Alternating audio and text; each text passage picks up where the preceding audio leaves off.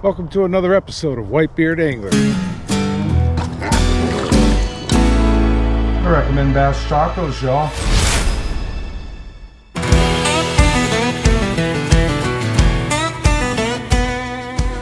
Today I'm going to float the mighty Columbia River. I've never done this before. I fished the river lots, but I've never floated it on a fishing pontoon, so this should be interesting. I don't know what I'm gonna catch. They've got so many different types of fish in this river. I could get lucky and catch any one of them. We got sturgeon, we've got bass, we've got crappie, we got walleye, we got steelhead, we got salmon, we got catfish, the perch, and the list goes on. I'm probably missing a few, pike minnow. So I don't know if I'm gonna catch any fish or not, but I'm sure gonna give it a shot. And I'm glad you're here to join me on the Whitebeard Angler.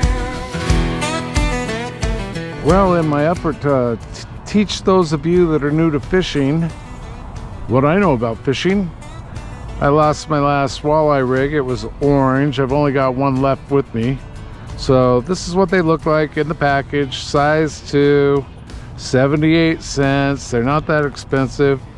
This is probably $1.50. So we'll take it out of the package and we'll put it on. I'll show you how to do that. Give that a pull or two. Try to straighten it out. It's already got a pre-tied little loop on the end, so it makes it real easy to attach. Try not to get yourself all tangled up when you're doing it. Go nice and slow. That's opened. All right, so that's attached. Got our beads, our spinner, our 2 hooks. You got to use a worm today. They just don't want to bite on anything else any other way. Get that all nice and cleaned up. Right through the top. Stretch out your hook. Stretch out your worm. Right through the body again. And out the other end. So the idea is, let's get it all wrapped up around your rock dancer, your bottom bouncer, just like that.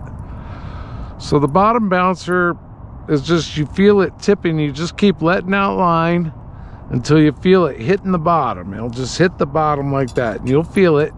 This floats up above it, and this one looks to be about 2.5 feet. So this will be on the bottom, this will be 2.5 feet above it, just floating. The spinner will be spinning. Hopefully we get another fish. Facing back upstream, because I want this to be floating behind me. Just letting out line until I feel it hit the bottom, or until there's slack line on top of the water here, then you know you've hit the bottom. And I'll feel it tapping on the bottom. It's tapping right now, just like that. They put worms. Oh, wow, that one wasn't fooling around, it just took it.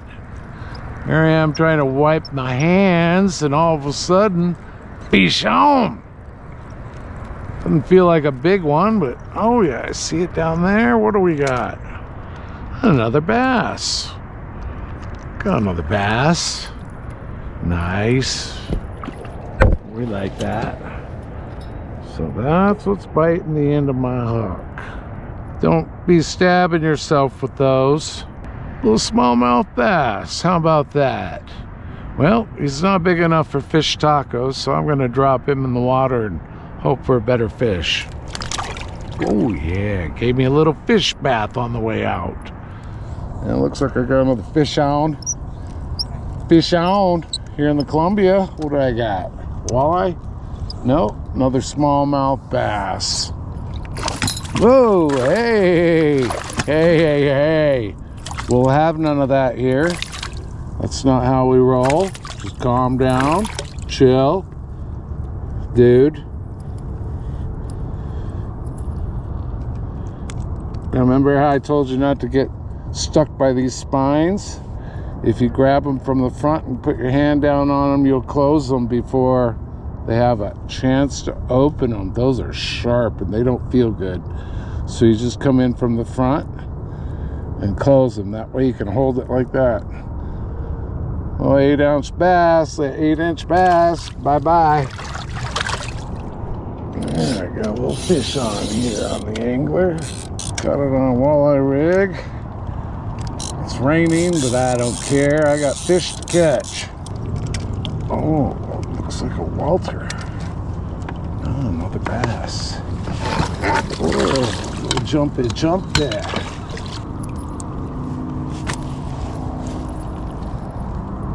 Nice size bass. You know what? That might be a good size eater for some tacos tonight. What do you think? Should I make some bass tacos? Never done it with bass before, but I think I'm going to try. That's a good little eater. A couple pounds. It's enough to feed me. Have some fresh fish for dinner tonight.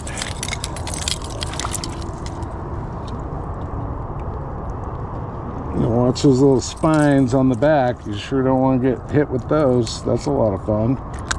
Right through the bottom of the lip. Pull it back down. Got fish on the stringer. Somebody's having some bass tacos for dinner tonight. And I'll show you how we do that. Well, I told you I'm going to cook up some bass tacos, and that's exactly what I'm getting ready to do. I've got the skillet heating up some oil. I've got about a 1/2 inch of oil, vegetable oil on the bottom of that. While it's heating up, I'll make the beer batter. I like beer batter. I've tried all other kinds of batters, but beer batter is my favorite. I'm going to use about a 1/2 bag. I don't need all of it. It's just one little bass, so I don't need a bunch. This is the kind of beer batter I'm using at the moment. I prefer Clubhouse, but I couldn't find that anywhere. So we'll just use this one.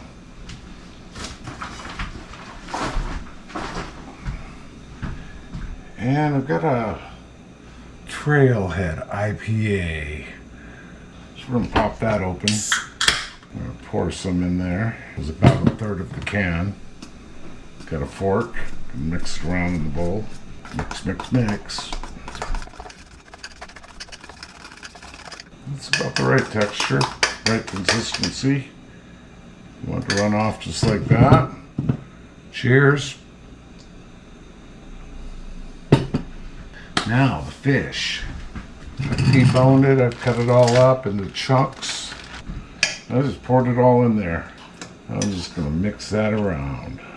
You wanna get that oil just as hot as you can, because you want that fish to cook really fast. You don't want to sit in that oil for 10 minutes and start absorbing it, getting greasy.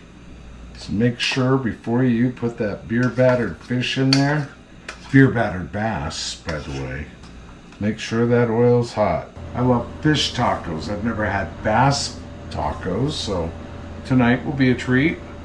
Walleye, lake trout, northern pike, those are what I'm accustomed to, and they're awesome. But I'm sure, you know, you do anything with fish the right way and it's gonna turn out awesome too. Little blackened Saskatchewan, you see that right there? I'm gonna put it right in with the beer batter and the fish. Then we're gonna give that a good stir. All right, we got that oil going, nice and hot. And I'm just gonna start dropping it in there. It's already sizzling the second it hit. I'm just gonna fill this pan up. This is the final process of the day out fishing. And I try not to let them touch when I put them in there. I try to keep them all separated so they don't stick together. All right, that's it. Not much batter left, but a little bit.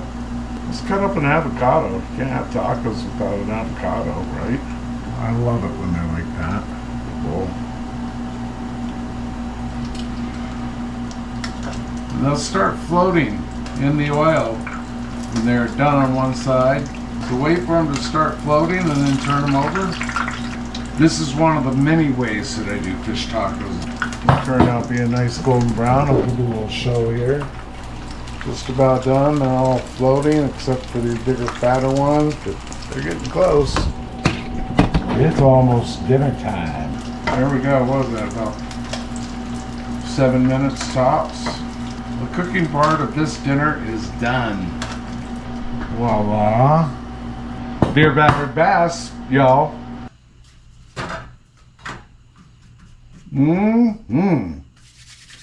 Can't wait, can't wait, can't wait.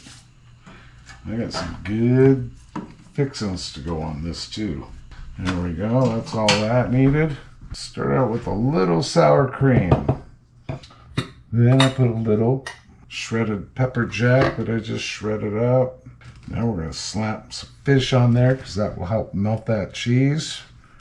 I put a little tomato on there, a little diced all of it up. This is all fresh stuff, right?